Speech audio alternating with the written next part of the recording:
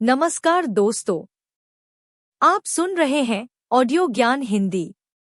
आज हम लेकर आए हैं हिंदी साहित्य के अमर कथाकार मुंशी प्रेमचंद की अत्यंत मार्मिक और हृदय विदारक कहानी आगा पीछा। यह कहानी केवल प्रेम की कथा नहीं है, बल्कि समाज के ऊंच नीच, जाति भेद, मान अपमान और संस्कारों के बंधनों में जकड़े मानवीय मन की गहरी त्रासदी को उजागर करती है। श्रद्धा और भगतराम का प्रेम हमें यह सोचने पर मजबूर कर देता है कि क्या जन्म और परंपरा इंसान की आत्मा से भी बड़ी हो सकती है।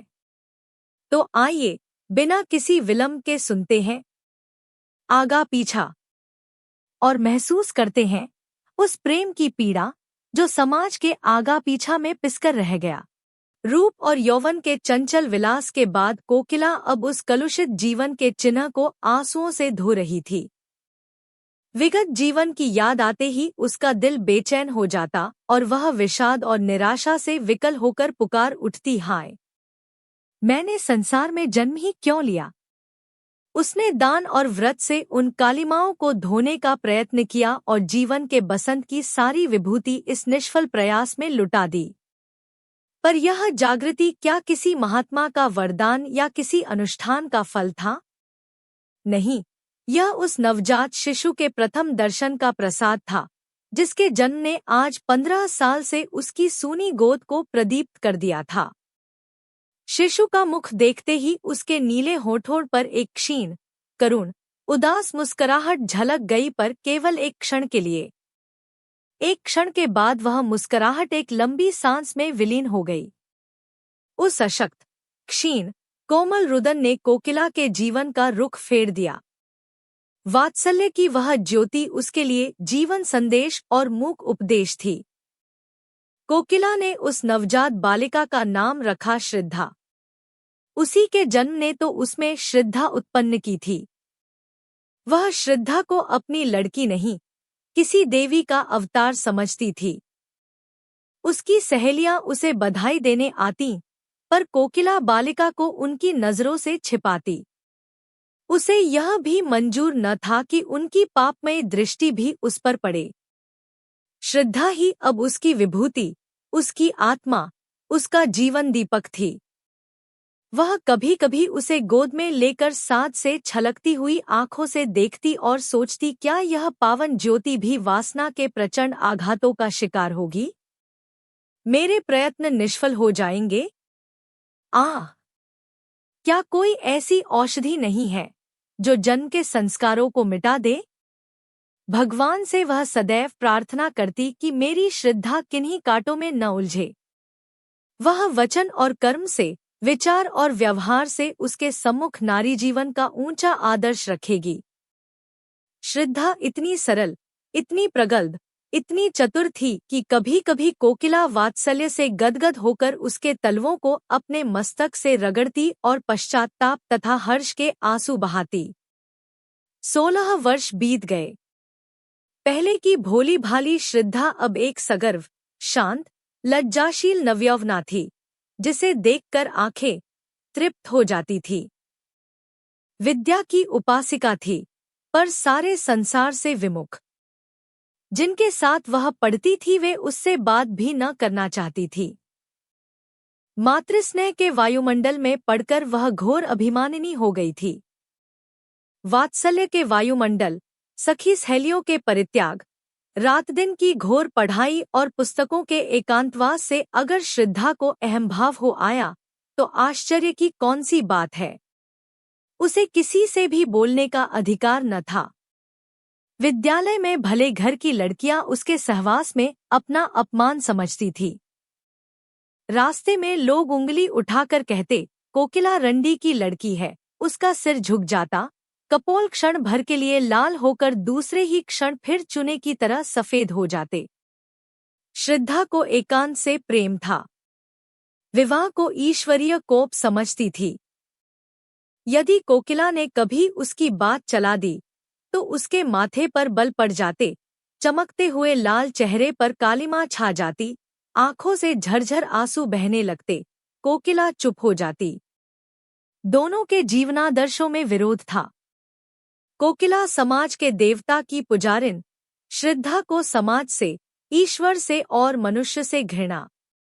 यदि संसार में उसे कोई वस्तु प्यारी थी तो वह थी उसकी पुस्तकें। श्रद्धा उन्हीं विद्वानों के संसर्ग में अपना जीवन व्यतीत करती जहां ऊंच नीच का भेद नहीं, जाति पांति का स्थान नहीं, सबके अधिकार समान है। श्रद्धा की पूर्ण प्रकृति का परिचय महाकवि रहीम के एक दोहे के पद से मिल जाता है। प्रेम सहित मरिबो भलो, जो विष दे बुलाए। अगर कोई सप्रेम बुलाकर उसे विष दे देता तो वह नतजानू हो अपने मस्तक से लगा लेती, किंतु अनादर से दिए हुए अमृत की भी उसकी नजरों में कोई हकीकत न थी। एक दिन कोकिला ने आंखों में आंसू भर कर श्रद्धा से कहा, क्यों मन्नी, सच बताना, तुझे यह लज्जा तो लगती ही होगी कि मैं क्यों इसकी बेटी हुई। यदि तू किसी ऊंचे कुल में पैदा हुई होती तो क्या तब भी तेरे दिल में ऐसे विचार आते? तू मन ही मन मुझे जरूर कोसती होगी। श्रद्धा माँ का मुंह देखने लगी। माता से इतनी श्रद्धा कभी उसके दिल में पैदा नहीं हुई थी। कांपते हुए स्वर में बोली, अम्मां जी, आप मुझसे ऐसा प्रश्न क्यों करती हैं? क्या मैंने कभी आपका अपमान किया है? कोकिला ने गदगद होकर कहा, नहीं बेटी, उस परम दयालु भगवान से यही प्रार्थना है कि तुम्हारी जैसी सुशील लड़की सबको दे। पर कभी कभी यह विचार आता है कि तू अवश्य ही मेरी बेटी होकर पछताती होगी। श्रद्धा ने धीर कंठ से कहा, अम्मा, आपकी यह भावना निर्मूल है। मैं आपसे सच कहती हूँ, मुझे जितनी श्रद्धा और भक्ति आपके प्रति है उतनी किसी के प्रति नहीं। आपकी बेटी कहलाना मेरे लिए लज्जा की बात नहीं, रव की बात है। मनुष्य परिस्थितियों का दास होता है। आप जिस वायुमंडल में पली उसका असर तो पड़ना ही था, किंतु पाप के दलदल में फंसकर फिर निकल आना अवश्य गौरव की बात है। बहाव की ओर से नाव खेले जाना तो बहुत सरल है, किंतु जो नाविक बहाव के प्रतिकूल खेले जाता है वही सच्चा नाविक है। कोकिला ने मुस्कुराते हुए पूछा, तो फिर विवाह के नाम से क्यों चिढ़ती है? श्रद्धा ने आंखें नीची करके उत्तर दिया, बिना विवाह के जीवन व्यतीत नहीं हो सकता। मैं कुमारी ही रहकर जीवन बिताना चाहती हूँ। विद्यालय से निकलकर कॉलेज में प्रवेश करूंगी और 2-3 वर्ष बाद हम दोनों स्वतंत्र रूप से रह सकती हैं। डॉक्टर बन सकती हूँ, वकालत कर सकती हूँ। औरतों के लिए सब मार्ग खुल गए हैं। कोकिला ने डरते डरते पूछा, क्यों? क्या तुम्हारे हृदय में कोई दूसरी इच्छा नहीं होती? किसी से प्रेम करने की अभिलाषा तेरे मन में नहीं पैदा होती? श्रद्धा ने एक लंबी सांस लेकर कहा, अम्मां जी, प्रेम विहीन संसार में कौन है? प्रेम मानवजीवन का श्रेष्ठ अंग है। यदि ईश्वर की ईश्वरता कहीं देखने में आती है तो वह केवल प्रेम में। जब कोई ऐसा व्यक्ति मिलेगा जो मुझे वरने में अपनी मानहानि न समझेगा तो मैं तनमन से उसकी पूजा करूंगी, पर किसके सामने हाथ पसार कर प्रेम की भिक्षा मांगूं? यदि किसी ने सुधर के क्षणिक आवेश में विवाह कर भी लिया तो मैं प्रसन्न न हो सकूंगी। इससे तो कहीं अच्छा है कि मैं विवाह का विचार ही छोड़ दूं। इन्हीं दिनों महिला मंडल का एक उत्सव हुआ। कॉलेज के रसिक विद्यार्थी काफी संख्या में सम्मिलित हुए। हाल में तिलभर भी जगह खाली न थी। श्रद्धा भी आकर स्त्रियों की सबसे अंत की पंक्ति में खड़ी हो गई। उसे यह सब स्वांग मालूम होता था। आज प्रथम ही बार वह ऐसी सभा में सम्मिलित हुई थी। सभा की कार्रवाई शुरू हुई। प्रधान महोदय की वक्तृता के पश्चात प्रस्ताव पेश होने लगे और उनके समर्थन के लिए वक्तृताएं होने लगीं, किंतु महिलाएं उनकी वक्तृताएं भूल गईं या उन पर सभा का रोब ऐसा छा गया कि उनकी वक्तृता शक्ति लोप हो गई। वे कुछ टूटे-फूटे जुमले बोलकर बैठने लगी। सभा का रंग बिगड़ने लगा। कई लेडियां बड़ी शान से प्लेटफॉर्म पर आईं, किंतु 2-3 शब्दों से अधिक न बोल सकीं। नवयुवकों को मजाक उड़ाने का अवसर मिला।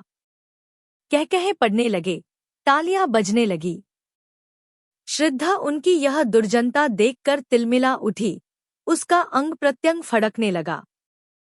प्लेटफॉर्म पर जाकर वह कुछ इस शान से बोली कि सभा पर आतंक छा गया। कोलाहल शांत हो गया। लोग टकटकी बांधकर उसे देखने लगे। श्रद्धा स्वर्गीय बाला की भांति धारावाहिक रूप में बोल रही थी। उसके प्रत्येक शब्द से नवीनता, सजीवता और दृढ़ता प्रतीत होती थी। उसके नवयौवन की सुरभि भी चारों ओर फैलकर सभा मंडप को अवाक कर रही थी। सभा समाप्त हुई। लोग टीका टिप्पणी करने लगे। एक ने पूछा, यह स्त्री कौन थी भई? दूसरे ने उत्तर दिया, उसी कोकिला रंडी की लड़की। तीसरे व्यक्ति ने कहा, तभी यह आवाज और सफाई है। तभी तो जादू है। जादू है जनाब, मुजस्सिम जादू। क्यों न हो, माँ भी तो सितम ढाती थी। जब से उसने अपना पेशा छोड़ा, शहर बेजान हो गया। अब मालूम होता है कि यह अपनी माँ की जगह लेगी। इस पर एक खद्दरधारी काला नवयुवक बोला, क्या खूब कदरदानी फरमाई है जनाब ने, वाह। उसी व्यक्ति ने उत्तर दिया, आपको बुरा क्यों लगा? क्या कुछ सहरटगांठ तो नहीं है? काले नवयुवक ने कुछ तेज होकर कहा, आपको ऐसी बातें मुंह से निकालते लज्जा भी नहीं आती। दूसरे व्यक्ति ने कहा, लज्जा की कौन बात है जनाब? वेश्या की लड़की अगर वेश्या हो तो आश्चर्य की क्या बात है? नवयुवक ने घृणापूर्ण स्वर में कहा, ठीक होगा, आप जैसे बुद्धिमान व्यक्तियों की समझ में जिस रमणी के मुख से ऐसे विचार निकल सकते हैं, वह देवी है, रूप को बेचने वाली नहीं। श्रद्धा उसी समय सभा से जा रही थी। यह अंतिम शब्द उसके कानों में पड़ गए। वह विस्मित और पुलकित होकर वहीं ठिठक गई। काले नवयुवक की ओर कृतज्ञतापूर्ण दृष्टि से निहारा और फिर बड़ी तेजी से आगे बढ़ गई, लेकिन रास्ते भर उसके कानों में उन्हीं शब्दों की प्रतिध्वनि गूंजती रही। अब तक श्रद्धा की प्रशंसा करने वाली, उसे उत्साहित करने वाली केवल उसी की माँ कोकिला थी और चारों ओर वही उपेक्षा थी, वही तिरस्कार। आज एक अपरिचित, काले किंतु गौर हृदय वाले खद्दरधारी नवयुवक व्यक्ति के मुख का चित्र बराबर उसकी आंखों के सामने नाच रहा था। मन में प्रश्न उठा, वह कौन है? क्या फिर कभी उसके दर्शन होंगे? कॉलेज जाते समय श्रद्धा उस नवयुवक को खोई हुई आंखों से खोजती। घर पर रोज चिक की आड़ से रास्ते के आते जाते लोगों को देखती, लेकिन वह नवयुवक नजर न आता। कुछ दिनों बाद महिला मंडल की दूसरी सभा का विज्ञापन निकला। अभी सभा होने को 4 दिन बाकी थे। वह चारों दिन श्रद्धा ने अपना भाषण तैयार करने में बिताए। एक एक शब्द की खोज में घंटों सिर मारती, एक एक वाक्य को बार बार पढ़ती, बड़े बड़े नेताओं की स्पीचें पढ़ती और उसी तरह लिखने की कोशिश करती। जब सारी स्पीच पूरी हो गई तो श्रद्धा अपने कमरे में जाकर कुर्सियों और मेजों को संबोधित करके जोर जोर से पढ़ने लगी। भाषण कला के सभी लक्षण जमा हो गए थे। उपसंहार तो इतना सुंदर था कि उसे अपने ही मुख से सुनकर वह मुग्ध हो गई। इसमें कितना संगीत था, कितना आकर्षण, कितनी क्रांति। सभा का दिन आ पहुंचा। श्रद्धा मन ही मन भयभीत होती हुई सभा मंडप में घुसी। हाल भरा हुआ था और पहले दिन से भी अधिक भीड़ थी। श्रद्धा को देखते ही जनता ने तालियां पीटकर उसका स्वागत किया। कोलाहल होने लगा और सभी एक स्वर से चिल्ला उठे, आप अपनी वक्तृता शुरू करें। श्रद्धा ने मंच पर आकर एक उड़ती हुई निगाह से जनता की ओर देखा। वह काला नवयुवक जगह न मिलने के कारण अंतिम पंक्ति में खड़ा हुआ था। श्रद्धा के दिल में गुदगुदी सी होने लगी। उसने कांपते स्वर में अपनी वक्तृता शुरू की। उसकी नजरों में सारा हाल पुतलियों से भरा हुआ था। अगर कोई जीवित मनुष्य था तो वही सबसे पीछे खड़ा हुआ काला नवयुवक। उसका मुख उसी की ओर था। वह उसी से अपने भाषण की दाद मांग रही थी। हीरा परखने की आशा जौहरी से ही की जाती है। आधा घंटे तक श्रद्धा के मुख से फूलों की वर्षा होती रही। लोगों को बहुत कम ऐसी वक्तृता सुनने को मिली थी। श्रद्धा जब सभा समाप्त होने पर घर चली तो देखा वही काला नवयुवक उसके पीछे तेजी से चला आ रहा है। श्रद्धा को यह मालूम था कि लोगों ने उसका भाषण बहुत पसंद किया है, लेकिन इस नवयुवक की राय सुनने का अवसर उसे नहीं मिला था। उसने अपनी चाल धीमी कर दी। दूसरे ही क्षण वह नवयुवक उसके पास पहुंच गया। दोनों कई कदम चुपचाप चलते रहे। अंत में नवयुवक ने झिझकते हुए कहा, आज तो आपने कमाल कर दिया। श्रद्धा ने प्रफुल्लता के एत को दबाते हुए कहा, धन्यवाद, यह आपकी कृपा है। नवयुवक ने कहा, मैं किस लायक हूं? मैं ही नहीं, सारी सभा सिर धुन रही थी। श्रद्धा, क्या आपका शुभ स्थान यही है? नवयुवक, जी हाँ, यहाँ मैं एमए में पढ़ रहा हूँ। यह ऊंच नीच का भूत न जाने कब तक हमारे सिर पर सवार रहेगा। अभाग्य से मैं भी उन लोगों में हूँ जिन्हें संसार नीच समझता है। मैं जाति का चमार हूँ। मेरे पिता स्कूल के इंस्पेक्टर के यहाँ अर्दली थे। उनकी सिफारिश से स्कूल में भर्ती हो गया। तब से भाग्य से लड़ता भिड़ता चला आ रहा हूँ। पहले तो स्कूल के मास्टर मुझे छूते ही न थे। वह हालत तो अब नहीं रही, किंतु लड़के अब भी मुझसे खिंचे रहते हैं। श्रद्धा, मैं तो कुलीनता को जन्म से नहीं, धर्म से मानती हूँ। नवयुवक, यह तो आपकी वक्तृता ही से सिद्ध हो गया है, और इसी से आपसे बातें करने का साहस भी हुआ, नहीं तो कहाँ आप और कहाँ मैं। श्रद्धा ने अपनी आंखें नीची करके कहा, शायद आपको मेरा हाल मालूम नहीं। नवयुवक, बहुत अच्छी तरह से मालूम है। यदि आप अपनी माताजी के दर्शन करवा सकें तो आपका बड़ा आभारी होऊंगा। वह आपसे मिलकर बड़ी प्रसन्न होंगी। शुभ नाम? मुझे भगतराम कहते हैं। यह परिचय धीरे धीरे स्थिर और दृढ़ होता गया। मैत्री प्रगाढ़ होती गई। श्रद्धा की नजरों में भगतराम एक देवता थे और भगतराम के समक्ष श्रद्धा मानवीय रूप में देवी थी। 1 साल बीत गया। भगतराम रोज देवी के दर्शन को जाता। दोनों घंटों बैठे बातें किया करते। श्रद्धा कुछ भाषण करती तो भगतराम सब काम छोड़कर सुनने जाता। उनके मंसूबे एक थे, जीवन के आदर्श एक, रुचि एक, विचार एक। भगतराम अब प्रेम और उसके रहस्यों की मार्मिक विवेचना करता। उसकी बातों में रस और अलंकार का कभी इतना संयोग न हुआ था। भावों को इंगित करने में उसे कमाल हो गया था। लेकिन ठीक उन अवसरों पर जब श्रद्धा के हृदय में गुदगुदी होने लगती, उसके कपोल उल्लास से रंजित हो जाते, भगतराम विषय पलट देता और जल्दी ही कोई बहाना बनाकर वहां से खिसक जाता। उसके चले जाने पर श्रद्धा हसरत के आंसू बहाती और सोचती, क्या इन्हें दिल से मेरा प्रेम नहीं। एक दिन कोकिला ने भगतराम को एकांत में बुलाकर कहा, बेटा, अब तो मुन्नी से तुम्हारा विवाह हो जाए तो अच्छा। जीवन का क्या भरोसा, कहीं मर जाऊं तो यह साध मन ही में रह जाए। भगतराम ने सिर हिलाकर कहा, अम्मा, जरा इस परीक्षा में पास हो जाने दो। जीविका का प्रश्न हल हो जाने के बाद ही विवाह शोभा देता है। यह सब तुम्हारा ही है, क्या मैं साथ बांध ले जाऊंगी? यह आपकी कृपा है अम्मांग जी, पर इतना निर्लज्ज न बनाइए। मैं तो आपका हो चुका, अब तो आप दुत्कारे भी तो इस द्वार से नहीं टल सकता। मुझ जैसा भाग्यवान संसार में और कौन है? लेकिन देवी के मंदिर में जाने से पहले कुछ पान फूल तो होना ही चाहिए। साल भर और गुजर गया।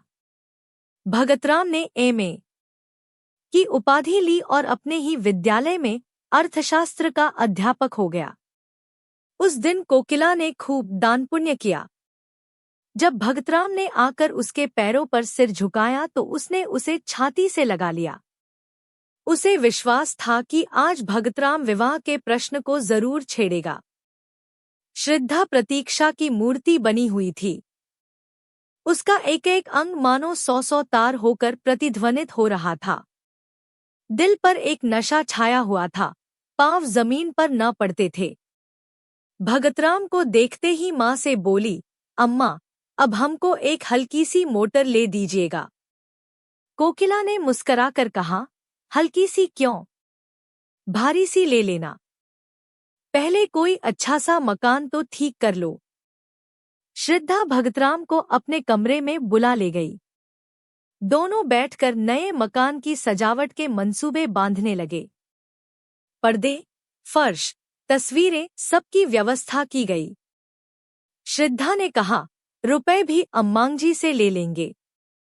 भगतराम बोला, उनसे रुपए लेते मुझे शर्म आएगी। श्रद्धा ने मुस्कराकर कहा, आखिर मेरे दहेज के रुपए तो देंगी। दोनों घंटे भर बातें करते रहे, मगर वह मार्मिक शब्द जिसे सुनने के लिए श्रद्धा का मन आतुर हो रहा था, आज भी भगतराम के मुंह से न निकला और वह विदा हो गया। उसके जाने पर कोकिला ने डरते डरते पूछा, आज क्या बातें हुईं? श्रद्धा ने उसका आशय समझकर कहा, अगर मैं ऐसी भारी हो रही हूं तो कुएं में क्यों नहीं डाल देती? यह कहते कहते उसके धैर्य की दीवार टूट गई। वह आवेश और वह वेदना जो भीतर ही भीतर अब तक तीस रही थी, निकल पड़ी। वह फूट फूट कर रोने लगी। कोकिला ने झुंझलाकर कहा, जब कुछ बातचीत ही नहीं करना है तो रोज आते ही क्यों है? कोई ऐसा घराना भी तो नहीं है और न ऐसे धन्ना सेठ ही हैं। श्रद्धा ने आंखें पोंछकर कहा, अम्मांजी, मेरे सामने उन्हें कुछ न कहिए। उनके दिल में जो कुछ है वह मैं जानती हूँ। वह मुंह से चाहे कुछ न कहें, मगर दिल से कह चुके। और मैं चाहे कानों से कुछ न सुनूं पर दिल से सब कुछ सुन चुकी। कोकिला ने श्रद्धा से कुछ भी न कहा, लेकिन दूसरे दिन भगतराम से बोली, अब किस विचार में हो, बेटा?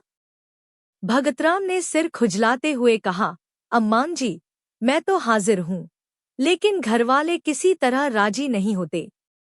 जरा फुर्सत मिले तो घर जाकर राजी कर लूं। माँ बाप को नाराज करना भी तो अच्छा नहीं। कोकिला कुछ जवाब न दे सकी। भगतराम के माँ बाप शहर से दूर रहते थे। यही एक उनका लड़का था। उनकी सारी उमंगें उसी के विवाह पर अवलंबित थीं।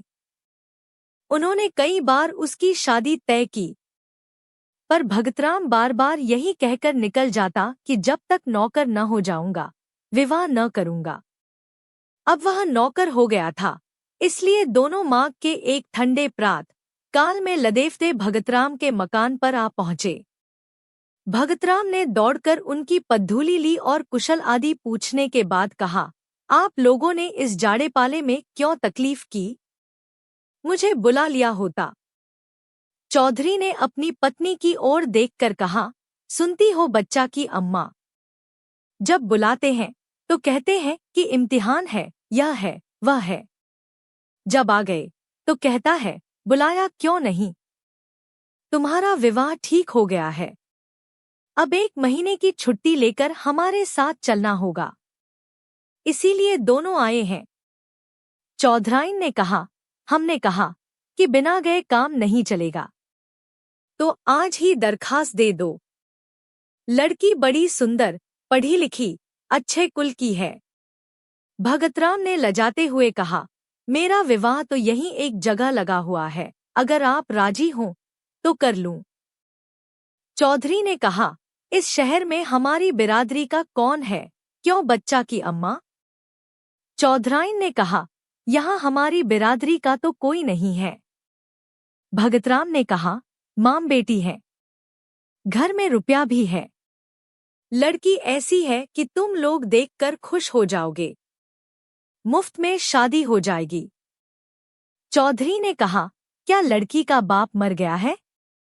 उसका क्या नाम था? कहाँ का रहने वाला है? कुलमर्जाद कैसा है? जब तक यह सारी बातें मालूम न हो जाया तब तक ब्याह कैसे हो सकता है? क्यों बच्चा की अम्मा? चौधराइन ने कहा, हाँ, बिना इन बातों का पता लगाए कैसे हो सकता है? भगतराम ने कोई जवाब नहीं दिया। चौधरी ने कहा, यहाँ किस मोहल्ले में रहती है माम बेटी? सारा शहर हमारा छाना पड़ा है। हम यहाँ कोई 20 साल रहे होंगे। क्यों बच्चा की अम्मा? चौधराइन ने कहा, 20 साल से ज्यादा रहे हैं। भगतराम ने कहा, उनका घर नखास पर है। चौधरी ने कहा, नखास से किस तरफ? भगतराम ने कहा, नखास की सामने वाली गली में पहला मकान उन्हीं का है। सड़क से दिखाई देता है। चौधरी ने कहा, पहला मकान तो कोकिला रंडी का है। गुलाबी रंग से पुता हुआ है न? भगतराम ने झंपते हुए कहा, जी हाँ, वही मकान है। चौधरी ने कहा, तो उसमें कोकिला रंडी नहीं रहती क्या? भगतराम ने कहा, रहती क्यों नहीं? माँ बेटी दोनों ही तो रहती हैं। चौधरी ने कहा, तो क्या कोकिला रंडी की लड़की से ब्याह करना चाहते हो? नाक कटवाने पर लगे हो क्या? बिरादरी में तो कोई पानी पिएगा नहीं। चौधराइन ने कहा, लूका लगा दूंगी मुंह में रौड़ के। रूपरंग देख कर के लुभा गए क्या? भगतराम ने कहा, मैं तो इसे अपना भाग्य समझता हूँ कि वह अपनी लड़की की शादी मेरे साथ करने को राजी है।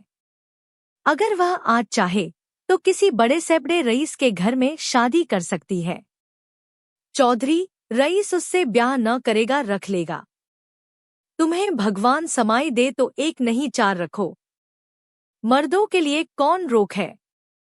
लेकिन जो ब्याह के लिए कहो तो ब्याह वही है जो बिरादरी में हो। चौधराइन ने कहा, बहुत पढ़ने से आदमी बौरा जाता है। चौधरी ने कहा, हम तो गवार आदमी हैं, पर समझ में नहीं आता कि तुम्हारी यह नियत कैसे हुई। रंडी की बेटी चाहे इन्नर की परी हो तो भी रंडी की बेटी है। हम तुम्हारा विवाह वहां न होने देंगे। अगर तुमने विवाह किया तो हम दोनों तुम्हारे ऊपर जान दे देंगे।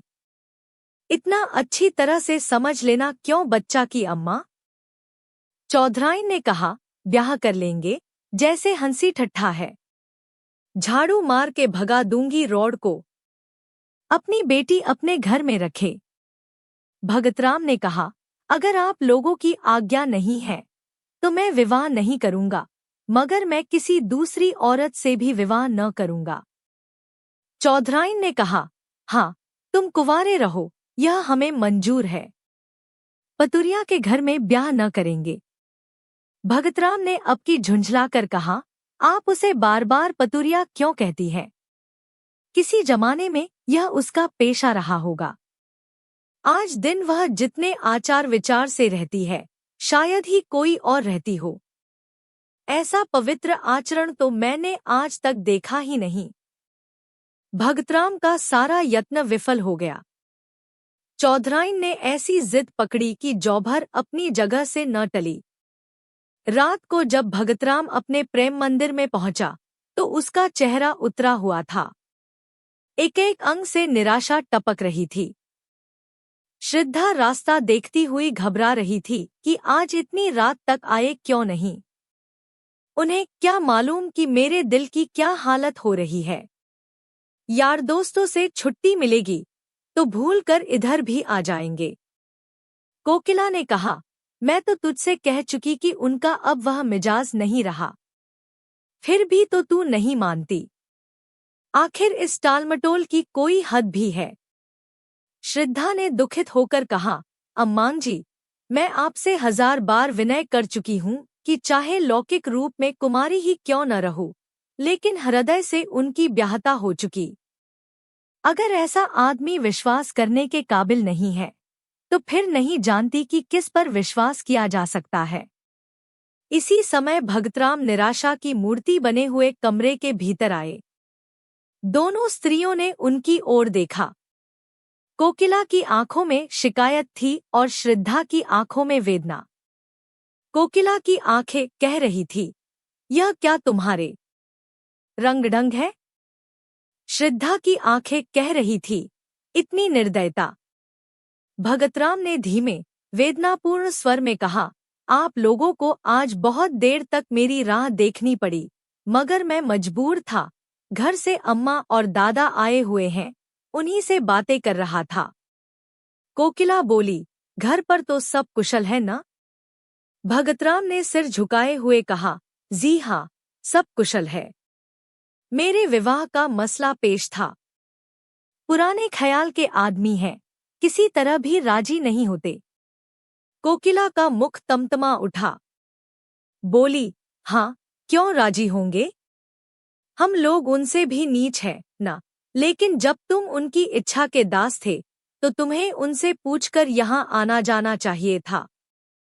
इस तरह हमारा अपमान करके तुम्हें क्या मिला?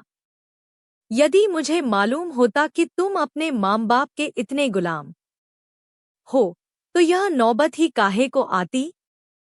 श्रद्धा ने देखा कि भगतराम की आंखों से आंसू गिर रहे हैं। विनीत भाव से बोली, अम्मांग जी, माँ बाप की मर्जी का गुलाम होना कोई पाप नहीं है।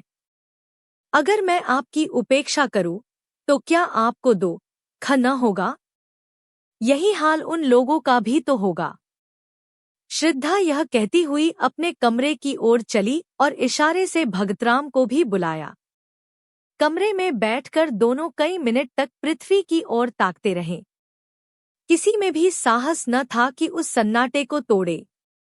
अंत में भगतराम ने पुरुषोचित वीरता से काम लिया और कहा, श्रद्धा, इस समय मेरे हृदय के भीतर तुमुल युद्ध हो रहा है। मैं शब्दों में अपनी दशा बयान नहीं कर सकता। जी चाहता है कि विष खाकर जान दे दूं।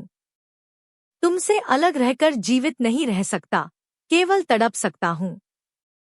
मैंने न जाने उनकी कितनी खुशामद की, कितना रोया, कितना गिड़गिड़ाया, लेकिन दोनों अपनी बातों पर अड़े रहे।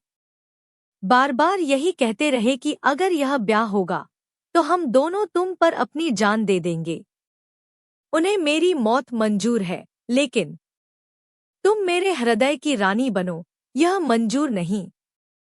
श्रद्धा ने सांत्वना देते हुए कहा, प्यारे, मुझसे उनका घृणा करना उचित है। पढ़े लिखे आदमियों में ही ऐसे कितने निकलेंगे? इसमें उनका कोई दोष नहीं। मैं सवेरे उनके दर्शन करने जाऊंगी, शायद मुझे देखकर उनका दिल पिघल जाए। मैं हर तरह से उनकी सेवा करूंगी, उनकी धोतियां धोऊंगी, उनके पैर दाबा करूंगी, मैं वह सब करूंगी जो उनकी मनचाही बहू करती। इसमें लज्जा की कौन सी बात? उनके तलवे सहलाऊंगी, भजन गाकर सुनाऊंगी। मुझे बहुत से देहाती गीत आते हैं। अम्मांजी के सिर के सफेद बाल चुनूंगी। मैं दया नहीं चाहती, मैं तो प्रेम की चेरी हूं। तुम्हारे लिए मैं सब कुछ करूंगी, सब कुछ। भगतराम को ऐसा मालूम हुआ मानो उसकी आंखों की ज्योति बढ़ गई है, अथवा शरीर में कोई दूसरी ज्योतिर्मय आत्मा आ गई है। उसके हृदय का सारा अनुराग, सारा विश्वास, सारी भक्ति आंखों से उमड़कर श्रद्धा के पैरों की ओर जाती हुई मालूम हुई, मानो किसी घर से नन्हे नन्हे लाल कपोल वाले, रेशमी कपड़ों वाले, घुंघराले बालों वाले बच्चे हंसते हुए निकलकर खेलने जा रहे हों। चौधरी और चौधराइन को शहर आए हुए 2 सप्ताह बीत गए। वे रोज जाने के लिए कमर कसते, लेकिन फिर रह जाते। श्रद्धा उन्हें जाने न देती। सबेरे जब उनकी आंखें खुलतीं, तो श्रद्धा उनके स्नान के लिए पानी तपाती हुई होती। चौधरी को अपना हुक्का भरा हुआ मिलता। वे लोग ज्यों ही नहाकर उठते, श्रद्धा उनकी धोती छांटने लगती। दोनों उसकी सेवा और अविरत परिश्रम देखकर दंग रह जाते।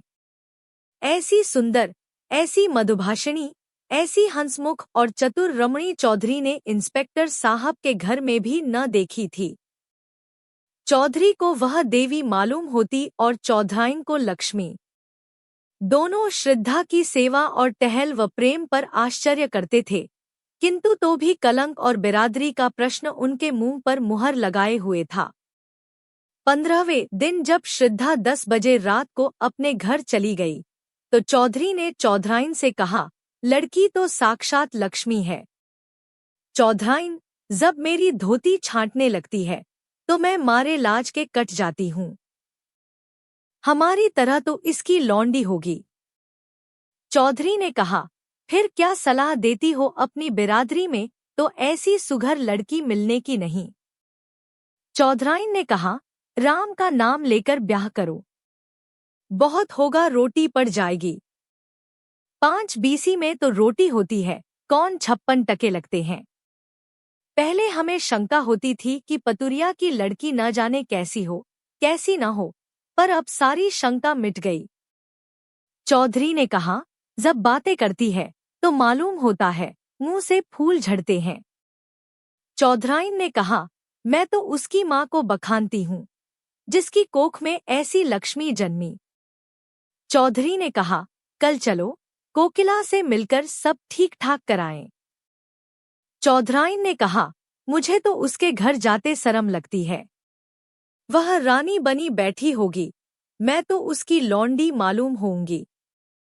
चौधरी ने कहा, तो फिर पाउडर मंगाकर मुंह में पोत लो, गोरी हो जाओगी। इंस्पेक्टर साहब की मेम भी तो रोज पाउडर लगाती थी। रंग तो सांवला था, पर जब पाउडर लगा लेती तो मुंह चमकने लगता था। चौधराइन ने कहा, हंसी करोगे तो गाली दूंगी। हाँ, काली चमड़ी पर कोई रंग चढ़ता है जो पाउडर चढ़ जाएगा। तुम तो सचमुच उसके चौकीदार से लगोगे। चौधरी ने कहा, तो कल मुहंधेरे चल दे। अगर कहीं श्रद्धा आ गई तो फिर गला न छोड़ेगी। बच्चा से कह देंगे कि पंडित से सायतमिति सब ठीक कर लो। फिर हंसकर कहा, उन्हें तो आप ही जल्दी होगी। चौधराइन भी पुराने दिन याद करके मुस्कराने लगी। चौधरी और चौधराइन का मत पाकर कोकिला विवाह का आयोजन करने लगी। कपड़े बनवाए जाने लगे, बर्तनों की दुकानें छानी जाने लगी और गहनों के लिए सुनार के पास आर्डर जाने लगे। लेकिन न मालूम क्यों भगतराम के मुख पर प्रसन्नता का चिन्ह तक न था। श्रद्धा के यहाँ नित्य की भांति जाता, किंतु उदास, कुछ भूला हुआ सा बैठा रहता था। घंटों आत्मविस्मृति की अवस्था में शून्य दृष्टि से आकाश अथवा पृथ्वी की ओर देखा करता। श्रद्धा उसे अपने कीमती कपड़े और जड़ाऊ गहने दिखलाती। उसके अंग प्रत्यंग से आशाओं की स्फूर्ति छलकी पड़ती थी। इस नशे में वह भगतराम की आंखों में छिपे हुए आंसुओं को न देख पाती थी। इधर चौधरी भी तैयारियां कर रहे थे। बार बार शहर आते और विवाह के सामान मोल ले जाते। भगतराम के स्वतंत्र विचार वाले मित्र उसके भाग्य पर ईर्ष्या करते थे। अप्सरा जैसी सुंदर स्त्री, कारों के खजाने जैसी दौलत, दोनों साथ ही किसे मयस्सर होते हैं। किंतु वह, जो मित्रों की ईर्ष्या, कोकिला की प्रसन्नता, श्रद्धा की मनोकामना और चौधरी और चौधराइन के आनंद का कारण था, छिप छिप कर रोता था, अपने जीवन से दुखी था। चिराग तले अंधेरा छाया हुआ था। इस छिपे हुए तूफान की किसी को भी खबर न थी, जो उसके हृदय में हाहाकार मचा रहा था। ज्यों-ज्यों विवाह का दिन समीप आता था, भगतराम की बनावटी उमंग भी ठंडी पड़ती जाती थी। जब 4 दिन रह गए, तो उसे हल्का सा ज्वर आ गया। वह श्रद्धा के घर भी न जा सका। चौधरी और चौधराइन तथा अन्य बिरादरी के लोग भी आ पहुंचे थे, किंतु सबके सब विवाह की धुन में इतने मस्त थे कि किसी का भी ध्यान उसकी ओर न गया। दूसरे दिन भी वह घर से न निकल सका। श्रद्धा ने समझा कि विवाह की रीतियों से छुट्टी न मिली होगी। तीसरे दिन चौधराइन भगतराम को बुलाने गई, तो देखा कि वह सहमी हुई विस्फारित आंखों से कमरे के एक कोने की ओर देखता हुआ दोनों हाथ सामने किए, पीछे हट रहा है, मानो अपने को किसी के वार से बचा रहा हो। चौधराइन ने घबराकर पूछा, बच्चा कैसा जी है? पीछे इस तरह क्यों चले जा रहे हो? यहाँ तो कोई नहीं है। भगतराम के मुख पर पागलों जैसी अचेतना थी। आंखों में भय छाया हुआ था। भीत स्वर में बोला, नहीं अम्मांग जी, देखो वह श्रद्धा चली आ रही है। देखो उसके दोनों हाथों में 2 काली नागिनें हैं। वह मुझे उन नागिनों से डसवाना चाहती है। अरे अम्मा! वह नजदीक आ गई। श्रद्धा, श्रद्धा, तुम मेरी जान की क्यों बैरिन हो गई? क्या मेरे असीम प्रेम का यही परिणाम है? मैं तो तुम्हारे चरणों पर बलि होने के लिए सदैव तत्पर था। इस जीवन का मूल्य ही क्या है? तुम इन नागिनों को दूर फेंक दो। मैं यहाँ तुम्हारे चरणों पर लेटकर यह जान तुम पर न्योछावर कर दूंगा। है, तुम न मानोगी। यह कहकर वह चित गिर पड़ा। चौधराइन ने लपककर चौधरी को बुलाया। दोनों ने भगतराम को उठाकर चारपाई पर लिटा दिया। चौधरी का ध्यान किसी आसेब की ओर गया। वह तुरंत ही लौंग और राख लेकर आसेब उतारने का आयोजन करने लगे। स्वयं मंत्रतंत्र में निपुण थे। भगतराम का सारा शरीर ठंडा था, किंतु सिर तवे की तरह तप रहा था। रात को भगतराम कई बार चौंक कर उठा। चौधरी ने हर बार मंत्रा फूंक कर अपने ख्याल से आसेब को भगाया। चौधराइन ने कहा, कोई डॉक्टर क्यों नहीं बुलाते? शायद दवा से कुछ फायदा हो। कल ब्याह और आज यह हाल। चौधरी ने निशंक भाव से कहा, डॉक्टर आकर क्या करेगा? वही पीपल वाले बाबा तो हैं। दवादारो करना उनसे और रार बढ़ाना है। रात जाने दो। सबेरा होते ही एक बकरा और एक बोतल दारू उनकी भेंट की जाएगी। बस और कुछ करने की जरूरत नहीं। डॉक्टर बीमारी की दवा करता है कि हवाब्यार की? बीमारी उन्हें कोई नहीं है। कुल के बाहर ब्याह करने ही से देवता लोग रूठ गए हैं। सबेरे चौधरी ने एक बकरा मंगाया। स्त्रियां गाती जाती हुई देवी के चौतरे की ओर चली। जब लोग लौट कर आए तो देखा कि भगतराम की हालत खराब है। उसकी नाड़ी धीरे धीरे बंद हो रही थी। मुख पर मृत्यु विभीषिका की छाप थी। उसके दोनों नेत्रों से आंसू बहकर गालों पर ढुलक रहे थे, मानो अपूर्ण इच्छा का अंतिम संदेश निर्दय संसार को सुना रहे हों। जीवन का कितना वेदनापूर्ण दृश्य था। अहरसू की 2 बूंदें। अब चौधरी घबराए। तुरंत ही कोकिला को खबर दी। एक आदमी डॉक्टर के पास भेजा। डॉक्टर के आने में तो देर थी। वह भगतराम के मित्रों में से थे, किंतु कोकिला और श्रद्धा आदमी के साथ ही आ पहुंची। श्रद्धा भगतराम के सामने आकर खड़ी हो गई। आंखों से आंसू बहने लगे। थोड़ी देर में भगतराम ने आंखें खोली और श्रद्धा की ओर देखकर बोले, तुम आ गई श्रद्धा, मैं तुम्हारी राह देख रहा था। यह अंतिम प्यार। लो, आज ही सब आगा पीछा का अंत हो जाएगा, जो आज से 3 वर्ष पूर्व आरंभ हुआ था। इन 3 वर्षों में मुझे जो आत्मिक यंत्रणा मिली है, हृदय ही जानता है। तुम वफा की देवी हो, लेकिन मुझे रह रहकर यह भ्रम होता था, क्या तुम खून के असर का नाश कर सकती हो? क्या तुम एक ही बार में अपनी परंपरा की नीति छोड़ सकोगी? क्या तुम जन्म के प्राकृतिक नियमों को तोड़ सकोगी? इन भ्रमपूर्ण विचारों के लिए शोक न करना। मैं तुम्हारे योग्य न था किसी प्रकार भी, और कभी भी तुम्हारे जैसा महान हृदय न बन सका। हाँ, इस भ्रम के वश में पड़कर संसार से मैं अपनी इच्छाएं बिना पूर्ण किए ही जा रहा हूँ।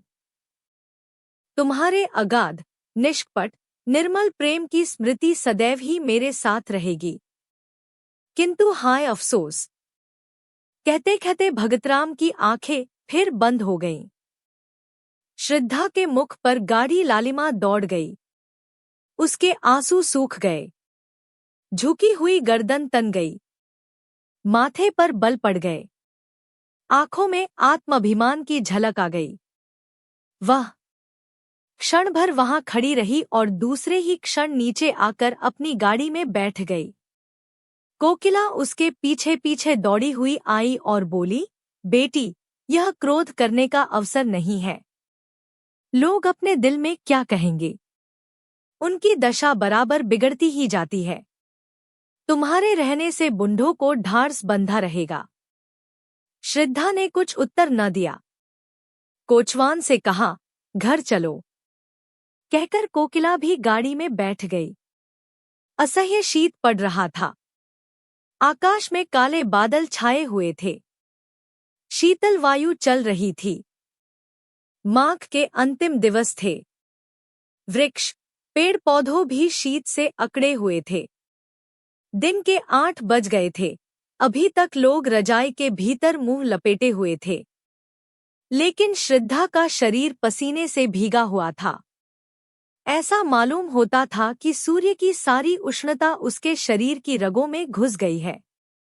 उसके होठ सूख गए थे, प्यास से नहीं, आंतरिक धाधकती हुई अग्नि की लपटों से। उसका एक एक अंग उस अग्नि की भीषण आंच से जला जा रहा था। उसके मुख से बार बार जलती हुई गर्म सांस निकल रही थी, मानो किसी चूल्हे की लपट हो। घर पहुंचते पहुंचते उसका फूलसा मुख मलिन हो गया। होंठ पीले पड़ गए, जैसे किसी काले सांप ने डस लिया हो। कोकिला बार बार अश्रुपूर्ण नेत्रों से उसकी ओर ताकती थी, पर क्या कहे और क्या कहकर समझाए। घर पहुंचकर श्रद्धा अपने ऊपर के कमरे की ओर चली, किंतु उसमें इतनी शक्ति न थी कि सीढ़ियां चढ़ सके। रस्सी को मजबूती से पकड़ती हुई किसी तरह अपने कमरे में पहुंची। हाय, आधा ही घंटे पूर्व यहाँ की एक एक वस्तु पर प्रसन्नता, आह्लाद, आशाओं की छाप लगी हुई थी, पर अब सबकी सब सिर धुनती हुए मालूम होती थी। बड़े बड़े संदूकों में जोड़े सजाए हुए रखे थे। उन्हें देखकर श्रद्धा के हृदय में हुक उठी और वह गिर पड़ी, जैसे विहार करता हुआ और कुलाचे भरता हुआ हिरन तीर लग जाने से गिर पड़ता है। अचानक उसकी दृष्टि उस चित्र पर जा पड़ी, जो आज 3 वर्ष से उसके जीवन का आधार हो रही थी। उस चित्र को उसने कितनी बार चुमा था, कितनी बार गले लगाया था, कितनी बार हृदय से चिपका लिया था। वे सारी बातें एक एक करके याद आ रही थी, लेकिन उनके याद करने का भी अधिकार उसे न था। हृदय के भीतर एक दर्द उठा, जो पहले से कहीं अधिक प्राणांतकारी था, जो पहले से अधिक तूफान के समान भयंकर था। हाय, उस मरने वाले के दिल को उसने कितनी यंत्रणा पहुंचाई। भगतराम के अविश्वास का यह जवाब, यह प्रत्युत्तर कितना रोमांचकारी और हृदय विदारक था। हाय, वह कैसे ऐसी निठुर हो गई। उसका प्यारा उसकी नजरों के सामने दम तोड़ रहा था। उसके लिए, उसकी सांत्वना के लिए एक शब्द भी मुंह से न निकला। यही तो खून का असर है, इसके अतिरिक्त और हो ही क्या सकता था। आज पहली बार श्रद्धा को कोकिला की बेटी होने का पछतावा हुआ। वह इतनी स्वार्थरत, इतनी हृदयहीन है, आज ही उसे मालूम हुआ। वह त्याग, वह सेवा, वह उच्चादर्श, जिस पर उसे घमंड था, ढहकर श्रद्धा के सामने गिर पड़ा। वह अपनी ही दृष्टि में अपने को है समझने लगी। उस स्वर्गीय प्रेम का ऐसा नैराश्यपूर्ण उत्तर वेश्या की पुत्री के अतिरिक्त और कौन दे सकता है। श्रद्धा उसी समय कमरे से बाहर निकलकर वायुवेग से सीढ़ियां उतरती हुई नीचे पहुंची और भगतराम के मकान की ओर दौड़ी। वह आखिरी बार उससे गले मिलना चाहती थी, अंतिम बार उसके दर्शन करना चाहती थी। वह अनंत प्रेम के कठिन बंधनों को निभाएगी और अंतिम श्वास तक उसी की ही बनकर रहेगी। रास्ते में कोई सवारी न मिली। श्रद्धा थकी जा रही थी। सिर से पांव तक पसीने से नहाई हुई थी। न मालूम कितनी बार वह ठोकर खाकर गिरी और फिर उठकर दौड़ने लगी। उसके घुटनों से रक्त निकल रहा था, साड़ी कई जगह से फट गई थी, मगर उस वक्त अपने तनबदन की सूध तक न थी। उसका एक एक रोआ सहकंठ होकर ईश्वर से प्रार्थना कर रहा था कि उस प्रात काल के दीपक की लौ थोड़ी देर और बची रहे। उनके मुंह से एक बार श्रद्धा का शब्द सुनने के लिए उसकी अंतरात्मा कितनी व्याकुल हो रही थी। केवल यही एक शब्द सुनकर फिर उसकी कोई भी इच्छा अपूर्ण न रह जाएगी, उसकी सारी आशाएं सफल हो जाएंगी, सारी साध पूर्ण हो जाएगी। श्रद्धा को देखते ही चौधराइन ने उसका हाथ पकड़ लिया और रोती हुई बोली, बेटी, तुम कहाँ चली गई थी? 2 बार तुम्हारा नाम लेकर पुकार चुके हैं। श्रद्धा को ऐसा मालूम हुआ मानो उसका कलेजा फटा जा रहा है। उसकी आंखें पथरा गईं। उसे ऐसा मालूम होने लगा कि वह अगाध अथाह समुद्र की भंवर में पड़ गई है। उसने कमरे में जाते ही भगतराम के ठंडे पैरों पर सिर रख दिया और उसे आंखों के गर्म पानी से धोकर गर्म करने का उपाय करने लगी। यही उसकी सारी आशाओं और कुछ अरमानों की समाधि थी। भगतराम ने आंख खोलकर कहा, क्या तुम हो श्रद्धा? मैं जानता था कि तुम आओगी, इसीलिए अभी तक प्राण अवशेष थे। जरा मेरे हृदय पर अपना सिर रख दो। हाँ, मुझे अब विश्वास हो गया कि तुमने मुझे क्षमा कर दिया। जी डूब रहा है। तुमसे कुछ मांगना चाहता हूँ, पर किस मुंह से मांगू? जब जीते जी ना मांग सका तो अब क्या है? हमारी अंतिम घड़ियां किसी अपूर्ण साध को अपने हिय के भीतर छिपाए हुए होती हैं। मृत्यु पहले हमारी सारी ईर्ष्या, सारा भेदभाव, सारा द्वेष नष्ट करती है। जिनकी सूरत से हमें घृणा होती है, उनसे फिर वही पुराना सौहार्द, पुरानी मैत्री करने के लिए, उनको गले लगाने के लिए हम उत्सुक हो जाते हैं। जो कुछ कर सकते थे और न कर सके उसी की एक साध रह जाती है। भगतराम ने उखड़े हुए विषादपूर्ण स्वर में अपने प्रेम की पुनरावृत्ति श्रद्धा के सामने की। उस स्वर्गीय निधि को पाकर वह प्रसन्न हो सकता था, उसका उपयोग कर सकता था, किंतु हाय, आज वह जा रहा है अपूर्ण साधों की स्मृति लिए हुए। हाय रे अभागिन साध। श्रद्धा भगतराम के वक्षस्थल पर झुकी हुई रो रही थी। भगतराम ने सिर उठाकर उसके मुरझाए हुए, आंसुओं से धोए हुए स्वच्छ कपोलों को चूम लिया। मरती हुई साध की वह अंतिम हंसी थी। भगतराम ने अवरुद्ध कंठ से कहा, यह हमारा और तुम्हारा विवाह है श्रद्धा, यह मेरी अंतिम भेंट है। यह कहते हुए उसकी आंखें हमेशा के लिए बंद हो गईं। साध भी मरकर गिर पड़ी। श्रद्धा की आंखें रोते रोते लाल हो रही थी। उसे ऐसा मालूम हुआ मानो भगतराम उसके सामने प्रेमालिंगन का संकेत करते हुए मुस्करा रहे हैं। वह अपनी दशा, काल, स्थान सब भूल गई। जख्मी सिपाही अपनी जीत का समाचार पाकर अपना दर्द, अपनी पीड़ा भूल जाता है। क्षण भर के लिए मौत भी हे हो जाती है।